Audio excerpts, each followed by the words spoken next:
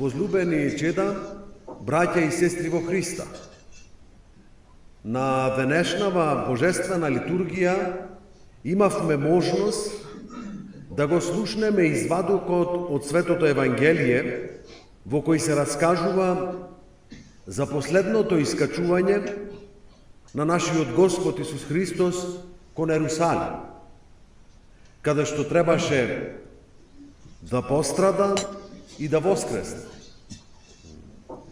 Одејќи по патот, Божествениот Учител им открил на учениците за престојните големи и страшни настани, за предавството и осудата на Синот човечки, за страданијата, за подсмевањата со него, за ужасната смрт и за неговото тридневно воскресение, најголемата тајна што ќе го промени светот и ќе му донесе спасение на човештвото.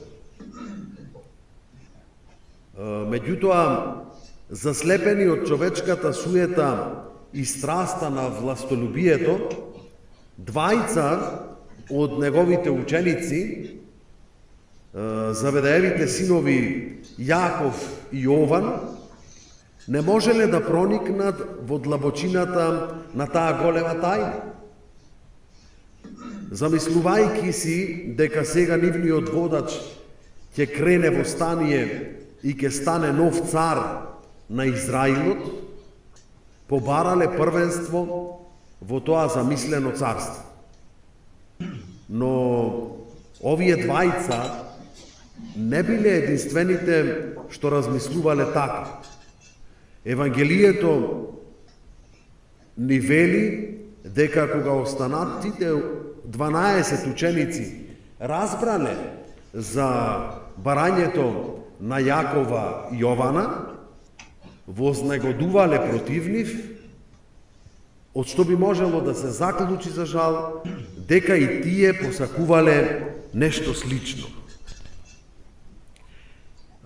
Денес, кога почитањето на Светото Евангелие влегов во олтарот, еден од браќата свештенослужители ми рече: целата историја се случува истото. Човекот бара првенство, сака другите да му служат, а никако да научи дека тој треба да служи. И навистина, најголемите проблеми што светот ги има, се последица токму на таа егоистична желба да бидеме први, да бидеме најубаво облечени, најдобро нахранети, најбогати, најмоćни, најпочитувани.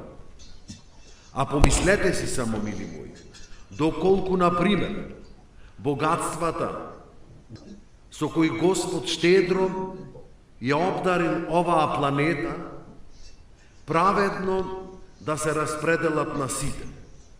Зарем нема да биде тоа доволно за никој да не е гладен?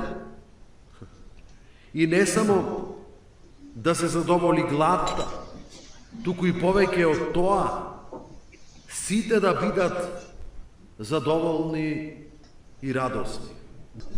Но ете тој гревовен, себелюбив начин на размислување насекаде создава страшни проблеми и несреќи. Најнапред во самите оние што им се предаваат на алчноста и властолюбието, зашто добро е да знаеме човекот кој настојува секогаш да го има првото место, да му служат наместо да служи, да знаете, има најголем немир во себе си. Никаде и во ништо не го наоѓа својот спокој. Таков е духовниот закон. Себелюбието е обратно пропорционално со мирот и радоста. Колку повеќе човекот станува самолюбив, толку понесреќен и понеспокоен бива. Тоа е апсолутно правилно. Дури и во Едемската градина, каде човекот имал се во изобилие и најважно од се наоѓал во непосредна заедница со Бога, кој патем го создал за да му послужи со љубовта и радоста своја, погоден од гордоста и самолюбието, тој се лишил од таа благосостојба.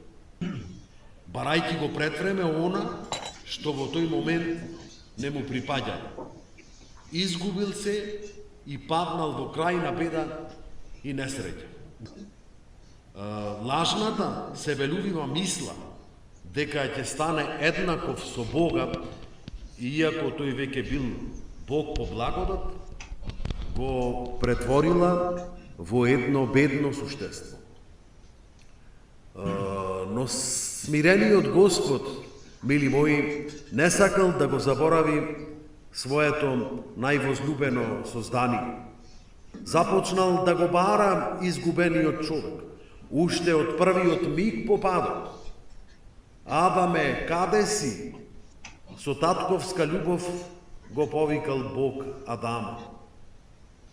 Во таа потрага по изгубеното човештво, Бог најпосле станал и човек, воплотувајќи се од пречистата дева, за да му послужи на човекот за негово спасение, не за да го погуби или казни, туку за да му послужи. Таква заповест ни оставил и нам, мили мои, пред своето распнување на тајната вечера. Тој им ги измил нозете на учениците и им рекол: ако пак јас, Господ и Учител, ви ги измив нозете, тогаш и вие сте должни еден на друг да си ги миете нозете. Затоа и ви дадов пример да правите и вие така, како што ви направив јас. Бог не ни оставил заповед да ја бараме исклучиво личната полза, туку пред се доброто на ближниот. Големината на христијанството се состои во служењето. Зошто? Затоа што тоа е љубов. А вистинската љубов е само онаа пожртвуваната. Таа секогаш гледа прво да му послужи на другиот, великодушна е, полна со добрина, не завидува, не се превознесува, не се гордее, не бара свое, не се срди, на се надева, се поднесува, вели апостол Павел. Па така, мили мои, да се биде христијанин значи да се служи на другите, без разлика како тие гледаат на љубовта и дали веруваат во Бога или пак дали и самите тие се подготвени да ни послужат нам. За љубовта тоа нема значение. Секој христијанин е повикан пожртвувано да му служи на ближниот без да бара возврат. Бидејќи во спротивно би се поништил законот на љубовта. Тука ќе напомнам дека според Христа првите се повикани најмногу да служат. А кои се првите? Во црквата тоа се епископите, свештениците, монасите и целокупниот клир. А во општеството сите оние кои имаат некаква власт, кои заземаат одредена, одговорна положба. И доколку првите се поучат евангелски да им служат на другите, тогаш нашето општество ќе биде многу поубаво и порадосно. Сепак, да не заборавиме дека секој треба да почне од себе си. Зашто доколку почнеме да се преокупираме со тоа зошто првите не служат како што треба и да ги осудуваме, тогаш ние нема да бидеме прави служители Христови. Неопходна е благословената самокритика. Треба да си погледнеме длабоко во себе си и да се бориме против гордоста зацарена во нас. Несомнено, сите ние имаме гордост и самолюбие, поради тоа најтешко од се да им служиме на другите. Затоа, во православната аскетика, како најпревосходна добродетел, се смета смирението. Смиреномудрието, пишува големиот учител на добродетелите, преподобниот Јован Лествичник, е безимена благодат на душата, чие што име им е познато само на оние што ја спознале од опит. Тоа е неискажливо богатство Божие, наименование и дар, зашто вели: научете се не од ангел, не од човек, нити од писмо, туку од мене, тоест од моето пребивање, блесок и действие во вас, бидејќи сум кроток и смирен по срце, и по мисла и по ум, и ќе најдете спокој од борбите и олеснување од помислите во вашите души. Мили мои, не е лесен подвигот на смирението, но тоа е единствениот пат кон спасението. Тоа е пробив кон внатрешниот и вистински мир и неопислива радост. И Христос не е единствениот кој ни го покажа тоа, туку за ова посведочиле и многобројните негови последователи во текот на овие 2000 години христијанска историја.